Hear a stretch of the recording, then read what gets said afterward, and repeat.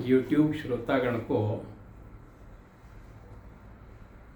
Yogiraj YouTube channel से धन्यवाद देता हूँ। आज एक वीडियो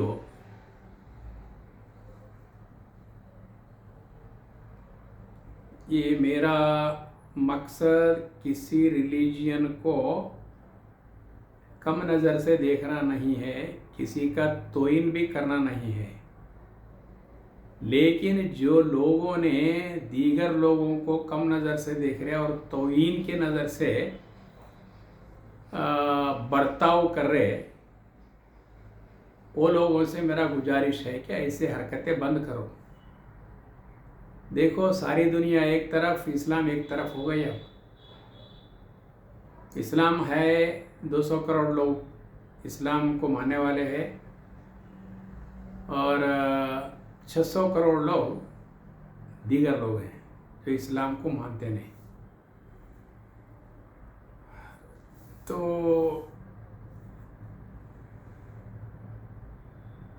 ये 200 करोड़ लोगों से भी कोई दिक्कत नहीं है। तकरीबन 90% लोग कहाँ भी रहो, कैसा भी रहो, अपने अपने हिसाब से जीना चाहते हैं। लेकिन 600 करोड़ लोगों को अलग करके उनको गैर गैर गैर बोल के गैर मुसलमान बोलते, गैर मुसलमान वो लोगों को, 600 करोड़ लोगों को मुसलमान का सही माना अगर मालूम है तो मुसलमानों में कहीं काफिर है, कहीं गैर मुसलमान हैं। जिनको तुम काफिर बोलते, गैर मुसलमान बोलते, उसके अंदर कई मुसलमान हैं सही मानों में। और अरबिक अर्थ जो मुसलमान शब्द का अगर तुम सच मानों में अगर जानते तो अरबी लैंग्वेज पुराना लैंग्वेज है, पुरानी भाषा है मक्का मदीना का। अच्छे अच्छे माहिर पंडित लोग भी हैं, थे भी। नबी सल्लम को उनको उस वक्त तालीम उतना शायद नहीं था, तो भी बड़े बड़े पंडित लोग उनके शागिर्द बन के, उनके पीछे साहिबा बन के, उनके सेवा में रहने वाले बड़े बड़े अरबिक पंडित थे, राइटर्स थे। तो वो लोग इनके आयतों को अपने अपने हिसाब से या तो याद रखते थे या तो लिखते थे। उनके हिसाब से पत्थरों पे, हड्डियों पे, चमड़े पे ऐसे लिखना करते थे अरबी। तो इसका मतलब यह है, अरबी भाषा नबी से पहले से मक्का मदीना में वो उनका वहाँ का मातृभाषा थी। डिक्शनरीज थे, माहिर पंडित लोग भी थे। तो अगर मुसलमान का अर्थ हम अरबिक डिक्शनरी में नबी से पहले भी अगर खोज करें, भाषा हमेशा स्वतंत्र होता है। कोई भी अवतार नबी, कोई भी आने दो दुनिया में, भाषा को माध्यम बना के अपने भावनाओं को प्रकट कर सकते, लेकिन भाषा के ऊपर किसी का अधिकार नहीं होता। भाषा अपने हिसाब से मोल्ड करने की गुंजाइश भाषा में नहीं रहती। इसीलिए उस नज़रिया से अगर हम देखें तो मुसलमान का अर्थ होता है जो अपने आप को अल्लाह के हवाला करके मानवता के साथ जो जीवन बिताता है, उस लेवल ऑफ कॉन्शियसनेस, उस मानसिक स्तर का, वो मानसिक स्तर को बुलाने के लिए कुछ ना एक टर्म होना ना, कुछ ना कुछ टेक्निकल टर्म होना, वो टर्म ही मुसलमान टेक्निकल टर्म है वो। मुसलमान मुसलमान बोलते ही हमको ये समझ में आना कि हमको जिसने पैदा किया उसके तरफ ध्यान रख के अपने आप को उसका हवाला करके मानवता के साथ जीवन बिताने वाले का नाम वो टेक्निकल टर्म है। तो ये भाषा है। ये भाषा में इसको कोई भी इसके ऊपर अधिकार नहीं चला सकते। भाषा के ऊपर ये भाषा के वर्ड्स जो है ना, यथातथ उसका मीनिंग समझाने की कोशिश करना चाहिए।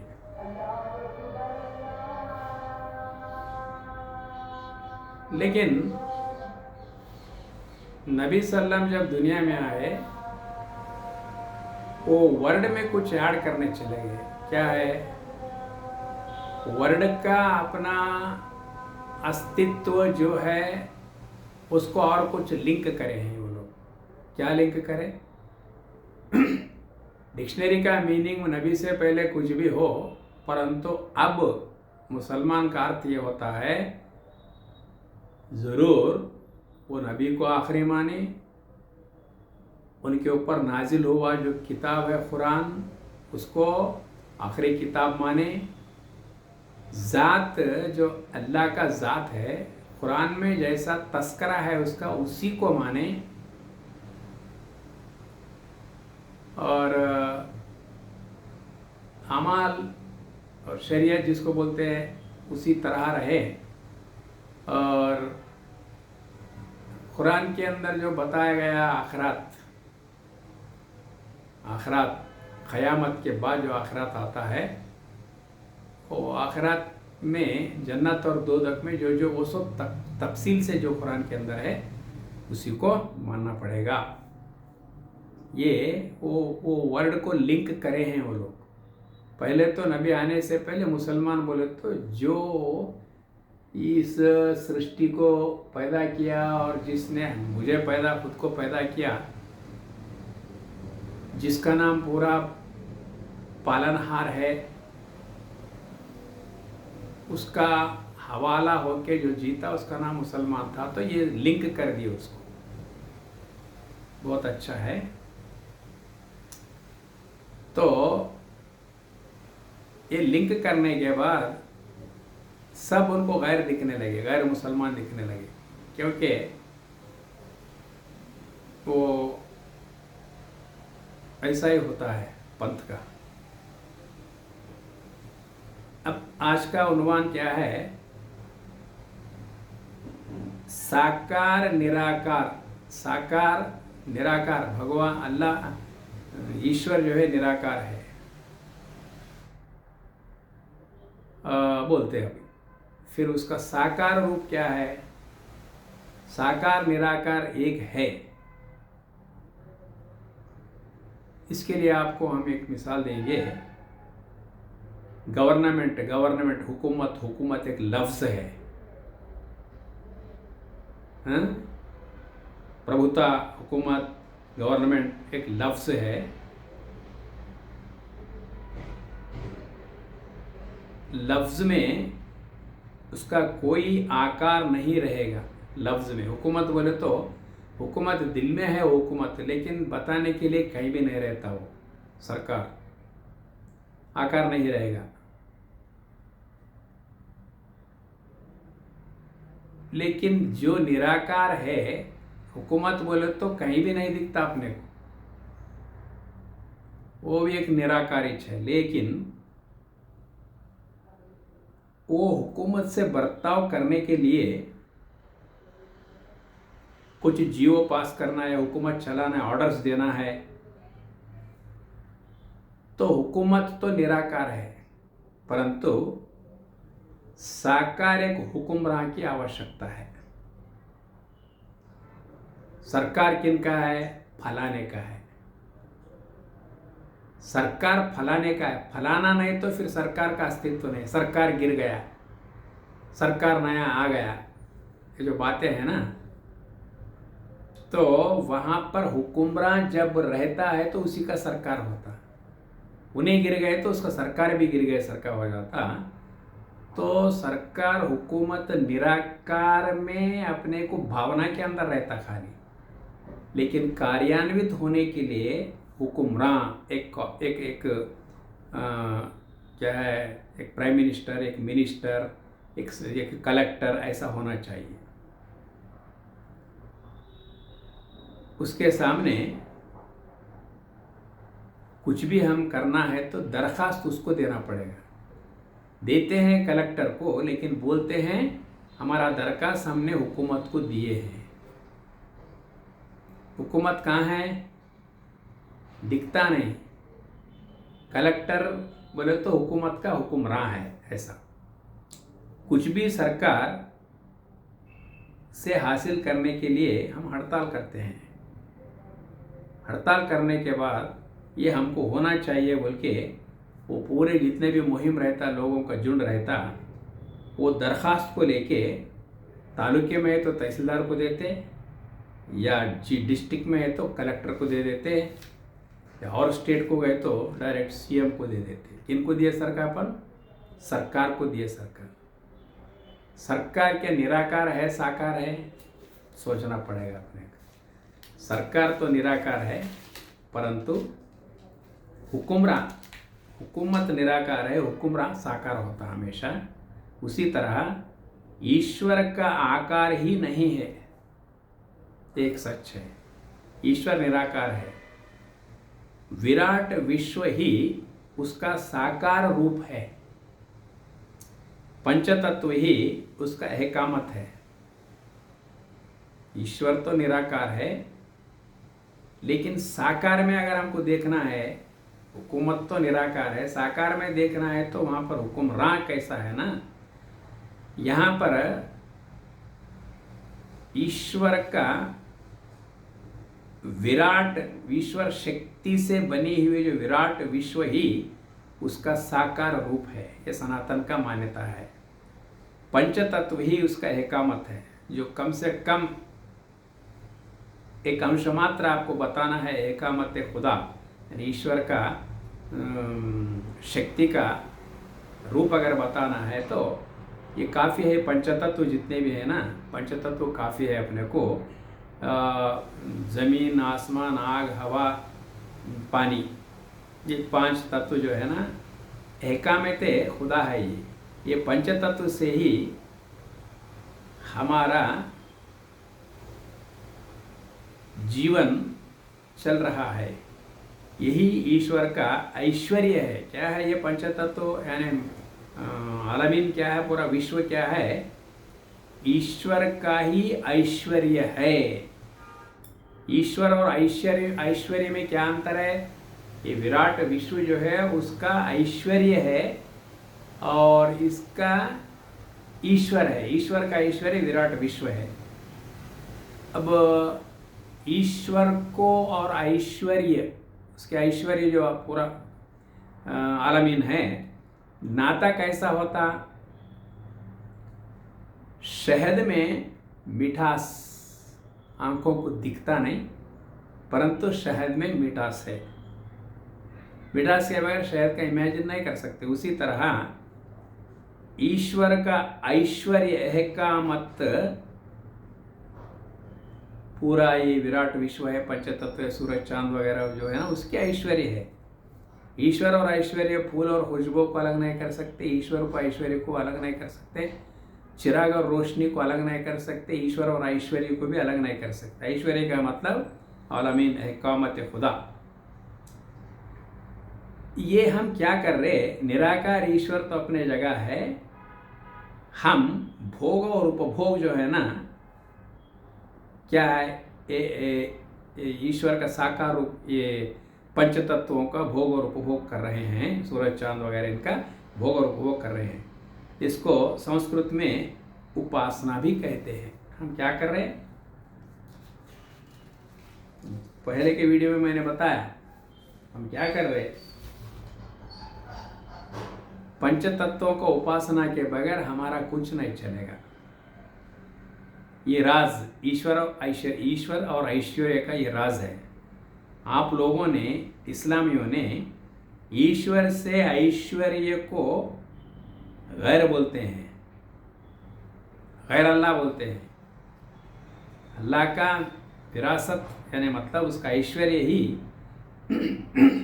ये आलमीन है, परंतु आप लोग क्या बोलते हैं? ऐश्वर्य को गैर बोलते हैं, गैर अल्लाह बोलते हैं। गैर अल्लाह बोले तो ये आपकी जो समझ की फेरी से आप औरों को मुशरिक बोलते हैं। ईश्वर और ऐश्वर्य का जो राज आप नहीं समझते, नहीं समझ के और करते हैं प्रकृति की ही उपासना। हवा के बगैर जिंदा नहीं रहते, हवा की उपासना कर रहे हैं हम। खाने के बगैर जिंदा नहीं रहते, खाने की उपासना कर रहे, उपभोग कर रहे, भोग और उपभोग कर रहे। पानी का उपासना कर रहे, भोग और उपभोग कर रहे। अंदर तो रूह, अल्लाह रूह एक है, परंतु ये मिलन भी उसी का, अल्लाह का ही मिलन है। तुमको ये चीज़ों से जीना पड़ेगा, ये चीज़ों की उपासना करना पड़ेगा। तो कर रहे हैं प्रकृति की उपासना, बिना प्रकृति की उपासना तो कुछ नहीं है। जिस्म बना ही मट्टी से, तो मट्टी से जिस्म बना और पांचों तत्वों से जिंदा है। पांचभौतिक शरीर बोलते हैं इसको। इसमें कोई भी एक चीज़ की कमी है तो अंदर का रूह रहने के लिए तैयार नहीं है। तो खुदा ने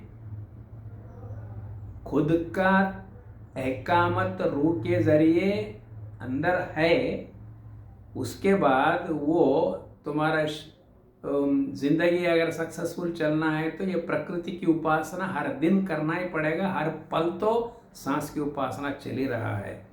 इसका मतलब सांस, जमीन, धरती, आसमान वगैरह कोई उसके ऐश्वर्य, ईश्वर का ऐश्वर्य है। गैर फिर ये आप कैसा भी समझो, ईश्वर का ऐश्वर्य है।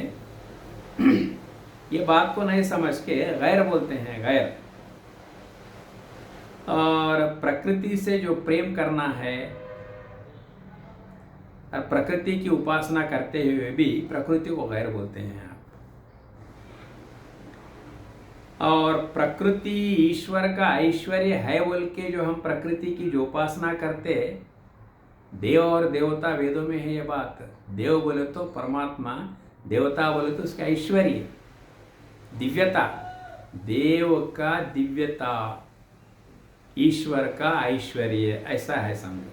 हम ये अगर समझने बैठे, हम प्रकृति को अपना शुक्र अदा करने के वास्ते बैठे, तो हमको मुशरिक बोलते हैं। मिसाल तौर पे अब थोड़े देर में आदमी का जान चले जाने वाला है।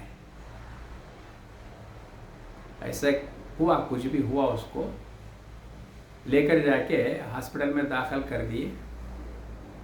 आदमी का जान अगर 3 लाख रुपए नहीं भरे तो हम एक्सेप्ट नहीं करते। घंटे में आप वो पैसे भरना, नहीं तो हम ट्रीटमेंट टेकअप नहीं कर सकते, बहुत महंगा ट्रीटमेंट है बोल के दवाखाने वालों ने सुनाया तो अर्जेंट उसके पास पैसे नहीं है। एक दोस्त से पूछा उन, अरे बात अगर ऐसी है तो ये मैं ट्रांसफ़र कर दे रहा हूँ बोल के ट्रांसफ़र कर दिया हॉस्पिटल के अकाउंट में। तो इमीडिएट ट्रीटमेंट शुरू हो गया और उसको खून की ज़रूरत था। खून देने वाले भी आ गए।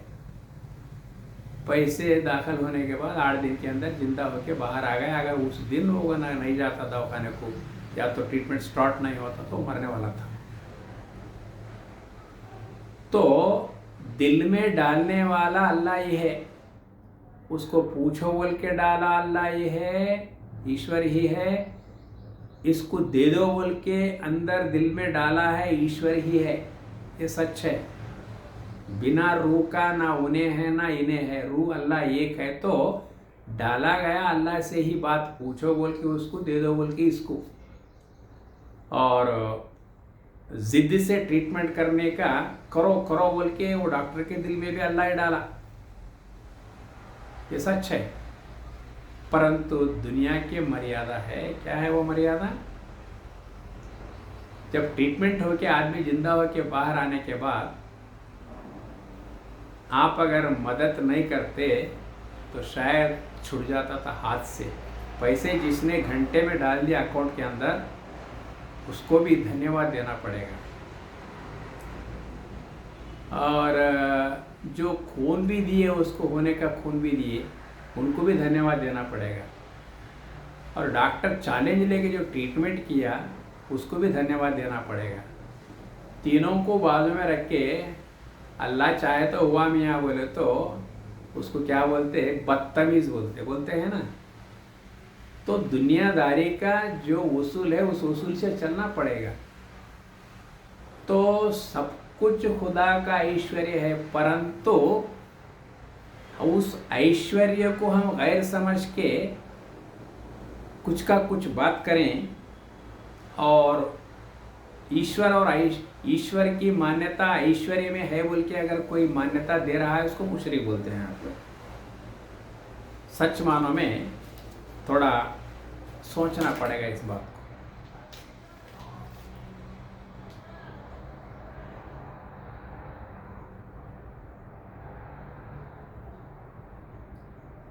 मिसाल देता हूँ, कुदरत में जो भी एकामत है वो सब खुदा का ही है। कुदरत बोले तो विराट विश्व, आलमीन जिसको बोलते हैं ना। कुदरत में जो भी एकामत है वो सब खुदा का ही है, नो डाउट। ये सनातन वैदिक का मान्यता है। ईश्वर का जो ऐश्वर्य है, पूरा विराट विश्व,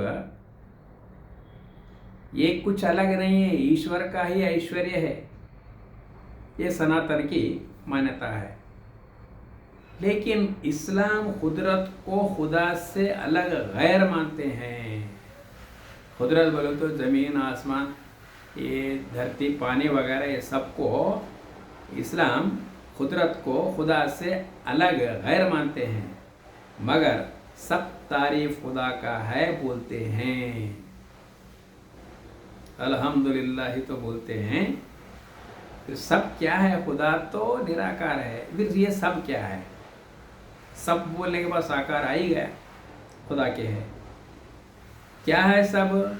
खुदा का एहकामत ही खुदा का सब कुछ है। सब तारीफ खुदा के लिए बोले तो खुदा तो खुदा है, सब क्या है? उसका एहकामत से बने सो ये विश्व ही सब में आता है।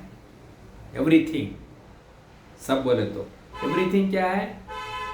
उसका कुदरत ही है। खुदा का कुदरत ही एहकामत, खुदा का एहकामत ही ये विराट विश्व है। इसलिए सब बोल सकते हैं इसको। सब तारीफ किसका है? खुदा का ही है। तो मतलब हम किसी का भी उपभोग करें, ईश्वर का ऐश्वर्य है, वो अलग नहीं कर सकते, क्योंकि वही आलमीन का रब वजूद है, रब्बिल आलमीन। सूरह फातिहा का पहली आयत दिमाग लड़ा के सोचो, आपको पता चलेगा कि गैर अल्लाह कुछ नहीं है। गैर अल्लाह कुछ है बोले तो उसको ये आयत अल्हम्दुलिल्लाहि रब्बिल आलमीन समझ में नहीं आया है। ये पक्की बात है। वही अगर गैर अल्लाह बोलेंगे, गैर अल्लाह क्या है? कुछ है, वो नंबर वन। अल्लाह से अलग किसी को अगर कुछ देखता है, जिसको गैर बोलता है, वही पक्का मुशरिक है। शरीक के काबिल कुछ गैर है, समझ रहे आप? गैर शरीक करने के लिए अगर कुछ भी गैर है अल्लाह से बोले तो हम क्या बोलते हो उसको? अल्लाह से गैर कुछ नहीं है। अल्लाह का एहकामत ही विश्व है, ईश्वर का सृष्टि ही ऐश्वर्य है। ये सनातन की मानना है। और ये टॉपिक हो गया। दूसरा टॉपिक क्या है? आप दिन में 5 बार नमाज अल्लाहु अकबर बोल के नमाज पढ़ते हैं। मतलब अल्लाहु अकबर का माना क्या है, अरबी में वो बात है तो अल्लाह सबसे बड़ा है। बस अल्लाहु अकबर बोलते ही, नारे तकबीर बोलते अल्लाहु अकबर, अल्लाह सबसे बड़ा है। ठीक है, इसमें हमको कोई इतराज नहीं है। लेकिन मेरा एक सवाल है, अल्लाह सबसे बड़ा है तो छोटे और कोई है ना? सोचने की बात है। अल्लाह सबसे बड़ा है तो ठीक है। जैसा कि एक पिता को 5 बच्चे हैं, भाइयां 5 पैदा हुए, वो सबसे बड़ा एक भाई है तो बाकी 4 छोटे तो है ना, बोलना ही पड़ेगा ना। अल्लाह सबसे बड़ा है तो बहुत पते की बात है, छोटे कौन है, ये सवाल पैदा हो जाता है। अल्लाह सबसे बड़ा है, सबसे बड़ा बोलने के बाद फिर छोटे क्या है, सवाल पैदा होगा। इसलिए सनातन में ईश्वर को अद्वैत कहा गया है। सबसे बड़ा सबसे छोटा बात नहीं, ईश्वर को अद्वैत कहा गया। अद्वैत बोले तो दूसरे का कोई वह प्रश्न प्रस्ताव ही नहीं रहेगा। अद्वैत, द्वैत बोले तो दूसरा, अ बोले तो ना, दूसरा ना, सबसे बड़ा तो छोटे कौन है, सवाल पैदा। अद्वैत बोले तो दूसरे का इमेजिनेशन ही नहीं। सनातन में ईश्वर को अद्वैत भी कहा गया है। दूसरा, ये सवाल ही नहीं पैदा होगा। अद्वैत बोले तो द्वितीय का कोई आस्का, कोई गुंजाइश नहीं है। उसका जात ही शक्ति है। अद्वैत बोले तो ईश्वर का द्वितीय कुछ नहीं है, उसके जात है। शक्ति बड़ा अहम जात है ईश्वर का। शक्ति का रूपांतरण ही ये जीव और जगत है। रब्बिल आलमीन बोले तो आलमीन में जीव और जगत दो भी आए हैं। दूसरा कुछ नहीं, वो बड़ा बोले तो छोटे का सवाल नहीं है।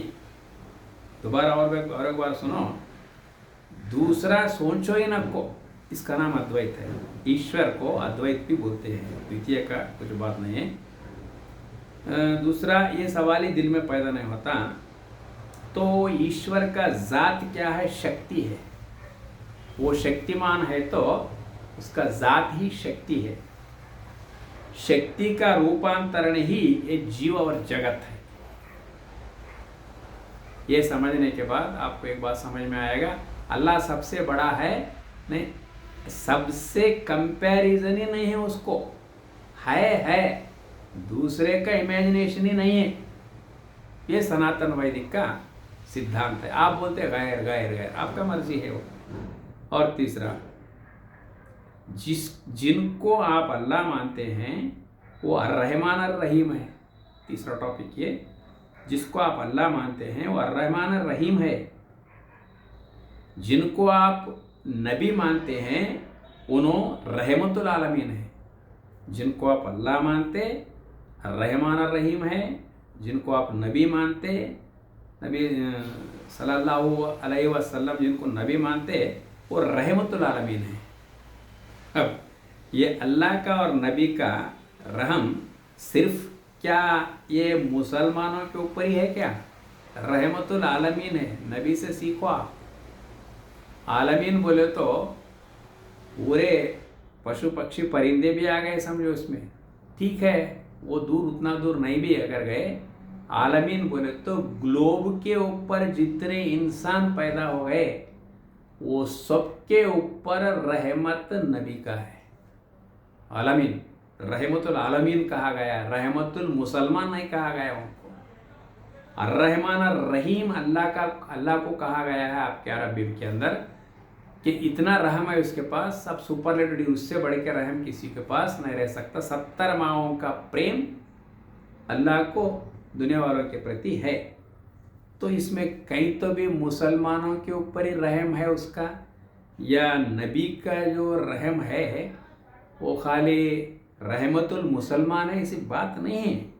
ये अल्लाह का और नबी का रहम सिर्फ मुसलमानों पे ही नहीं, दोनों का आलमीन सब पे है। हिंदू, मुस्लिम, सिख, ईसाई, यहूदी इत्यादि ये कुछ नहीं है, आप सोचना पड़ेगा।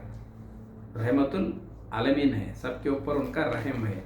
लेकिन अल्लाह और नबी को मानने वाले मुसलमान जितने भी है, दीगर लोगों को, आज जितने भी इस्लाम कबूल करके हैं वो मुसलमान अपने आप को जो समझते हैं, मुसलमान तो वो इससे पहले कहा गया है अपना, लेकिन अल्लाह और नबी को मानने वाले मुसलमान दीगर लोगों को नफरत से देखते हैं। पक्की बात है, कहीं समझ में नहीं आता। हिंदुस्तान और पाकिस्तान, बांग्ला छूटते वक्त हम घृणा करते हिंदुओं की, इसलिए तो हम उनसे मिलके नहीं रह सकते, तो उतना नफरती नज़र से देख के दूसरा मुल्क बना लिए। ठीक है, मजाक मजाक में गांधी जी से मोहम्मद अली जिन्ना ये कहते थे, देखो गांधी जी, बदतर से बदतर मुसलमान अगर है तो वो तुमसे भी आला दर्जे का है। मुसलमान में वो ताकत है। गांधी जी तो महात्मा होंगे, कुछ भी होंगे, परंतु बदतर से बदतर गिरा हुआ मुसलमान भी क्यों ना हो, अगर कलमा कबूल करके वो इस्लाम को स्वीकार करा तो उसके सामने तुम्हारा कोई हैसियत नहीं है, तुम्हारा कोई स्तर ही नहीं है। क्या हिमाकत की बात है।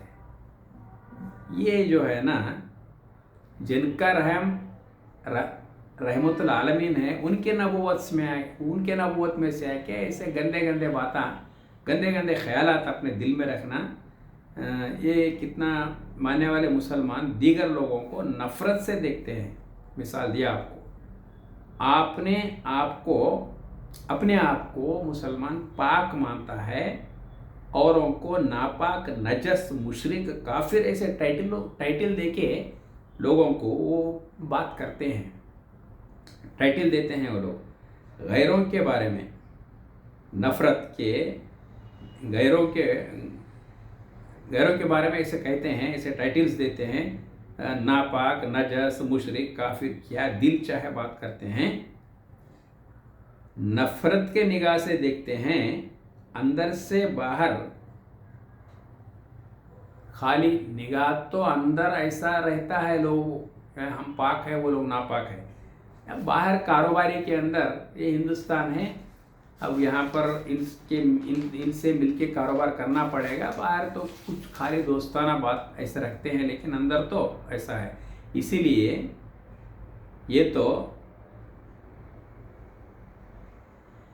तो शक आता है, ये बातें सब सुनने के बाद, ये बर्ताव सब देखने के बाद शक आता है, वैदिक ईश्वर, इस्लामिक अल्लाह एक नहीं है, कुछ गड़बड़ ज़रूर है इसके अंदर।